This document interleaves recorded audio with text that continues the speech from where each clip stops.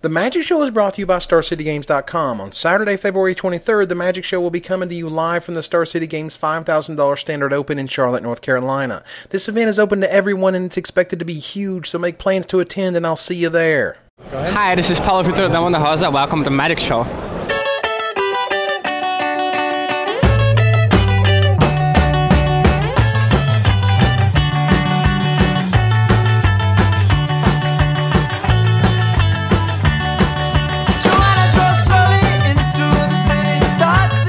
Hello everybody and welcome to another edition of The Magic Show. This week we're going real and we're going to lay it out straight. This week we try and tackle just what in the hell is going on with organized play, Wizards' lack of communication, new deck archetypes, new Magic games, crazy artwork, and more is straight ahead. Let's go. Why you being a dickhead for? Stop being a dickhead. Why you being a dickhead for? This week's title segment is taken from an unintentionally hilarious R. Kelly song with the same name. In it, he discusses how his woman is accusing him of things he didn't do, and he's tired of it. Is you tweaking? He asks. Well, boys, I'm tweaking. I'm not just upset, I'm absolutely pissed off. I'm just sick and tired of being treated like crap. Yes, you heard me right. I think that Wizards is taking advantage of the average tournament player. You know the kind, the guy who shows up on Saturday, can win a few packs in the local tournament, but makes no splash beyond a PTQ top 8 now and then. Well, Wizards just kicked that guy in the teeth. The worst part, they did it clandestinely. They didn't tell anyone they were canceling both states and two-headed giant champs. They simply posted a notice on the hard-to-find corner of the website that discusses what those tournaments actually are. They haven't even mentioned its absence one single time on MagicTheGathering.com. Not once. Now let's take the recent Pro Tour quote announcements in contrast. In that debacle, we saw an interview turn into a pseudo press release, all while Brian David Marshall stood on the sidelines cheerleading. Many players figured, hey, the Wizards screwed up. They'll learn their lesson and tell us what's going on next time, as well as lay out a plan for what's going to happen next. Then, as if it couldn't get any worse, they tried to drop states and two-headed giants without so much as a whisper, and then expect us to be happy about it. And I'm not. I'm not happy at all. I'm really, truly upset that they would cancel some of the most important tournaments to me and many of my friends and viewers and not say a friggin' word about it. As if we'd not notice or something. Star City Games relies on the build-up of states tournaments for at least 4 to 6 weeks worth of articles, and it creates both excitement and furor over the latest set. It gets me excited for both the competition and camaraderie at breaking the new cards. Two-Headed Giant Champs was a fun romp that allows you and your best buddy to tackle other players in the area for a great day of fun. But no more. My question is, why? Why would they do this? What did we do wrong, Wizards? Can you honestly tell me that states made no money? That Two-Headed Giant Champs was a complete bust? The last few Champs tournaments I went to were very well attended. And what does Wizards cost here? A plaque? Some textless cards? Before this happened, I was under the impression that Wizards' public relations department was just not very good at getting the word out. Now I'm convinced they don't even have one. For what it's worth, I've asked Wizards for an interview to go on the record with these changes, what they mean, and why they were introduced. As you might guess, they never returned my correspondence. I wish I had a good way to wrap up this rant of bitterness and what feels like betrayal.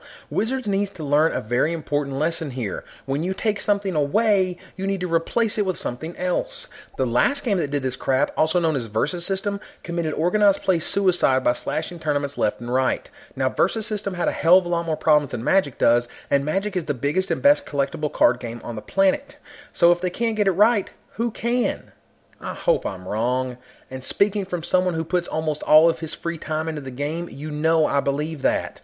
I honestly hope that this episode debuts the same day that Wizards' new Player Relations Department initiative gets its own section on MagicTheGathering.com, detailing us why these changes were made, what new organized play programs are going to replace them, and how everything is going to be alright.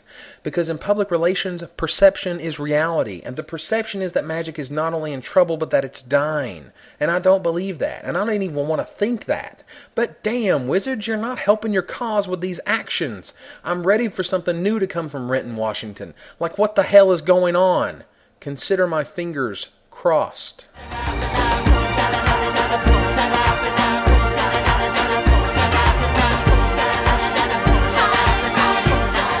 Okay, so that's out of the way and I feel better. How about some cool Magic stuff from around the web? First up is What Card Is That? From my friend Chris Kit Peterson. It's located at kitsdb.com/WCIT. Chris is an exceptional programmer who I've known for a while, and he created a fun and interesting Magic web game. In this game, you pick a set and earn ribbons and medals based on correctly guessing that set's artwork. In this way, you can challenge yourself and friends to get the highest scores and or earn the highest rank. I personally worked with Chris on tweaking the game itself to be a bit faster paced and increase the difficulty quickly. I think Magic players around the world would love to play around with this, and I'm still having fun with it myself. Next up is a custom artwork alteration from the YouTube user Antonowicz. He emailed me out of the blue asking about his custom artwork, and after I told him I thought it was awesome, he offered to create my very own Captain Tickles. Yes, this baby is officially in my cube and it sees plenty of play. Thanks again to Anton for his awesome work, and for anyone else who is out there and does custom artwork, I'm in dire need of a Lieutenant Broccolihead. On the metagame side, last week the Japanese Grand Prix trial lists were added to the deck database just a few minutes after I finished writing my article, so I couldn't gush about Obsidian Battleaxe.deck. Now this deck, which focuses primarily on elves, is a friggin' ass-whoopin'. It's the closest thing to Fires of Yavimaya that we've seen in a while, and the turn 3s and turn 4s of this deck are out of this world. Ideally, you play a mana elf on turn 1, then follow it up with a Battleaxe, and then play Bramblewood Paragon and just go nuts. Rin's Run Vanquisher as a 6/5 hasty trampling beatstick, Chameleon Colossus as a 7/6 with the same stats, and hey, is that Overrun I spotted in a deck list over Garrick? My god, people, are we that spoiled, or is Overrun really just better? Some lists ran Overrun and some ran the Planeswalker attached to it. I personally like the flexibility of a Planeswalker, but can understand playing the 5-mana Wind spell. Moving on, Revelark's got a new buddy. His name is Extirpate. I'd like to say that that deck is utterly destroyed by Extirpate, but at the same time, if you're extirpating Revelark, they're probably going off anyway, in which case they're just an underpowered mid-range deck and no longer a combo deck. The jury is still on whether this will factor in for next week's $5,000 Open. And while we're at it, let's take a moment and bask in the glow of some interesting Magic artwork. First up is Shine Wind. Wow, I didn't know we were playing My Little Pony. The first order of business is now to get the Shine Wind Big Country playset, which shows Shine Wind prancing around the yard being chased by the big bad Huggles and getting into hijinks with Mr. Cuddlekins, aka Tarmogoyf. Anyway. Meanwhile, what in the world is up with Stench Skipper? Not since Whippoorwill has a creature had such an unflavorful ability when compared to its art. Whippoorwill didn't fly, but it sure looked like it, and Stench Skipper is the worst add-on of an ability I've seen in a long time. It's like Wizards knew it was crap, so they tacked on Evasion, but then they saw the art and hoped we wouldn't notice. Hey Wizards, we noticed. For those Magic Online players of the world, I'd like to introduce you to what could only be the most maddening countdown in the world. The countdown to Magic Online 3.0. Now, I was really excited about this at first. Wow, I said to myself, this is really awesome. I know exactly when the new client is going to launch. Then I learned the truth. Wizards has the ability to stop the counter. Oh my god, I'd go nuts if I were a hardcore Magic Online junkie. I can play until this date. Wait a minute. No, this date. Oh, wait a minute. They reset the counter back again. Make up your mind, people. Now they've backtracked from the counter and promised week-long leagues only, and also that Morningtide will be launching on version 2.5 instead of version 3.0.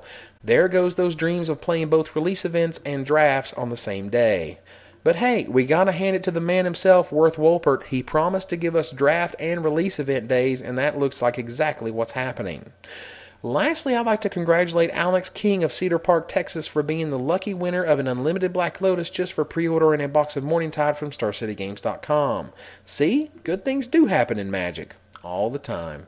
So until next week, Magic players, when we see just what Charlotte has in store for us, this is Evan Irwin tapping the cards so you don't have to.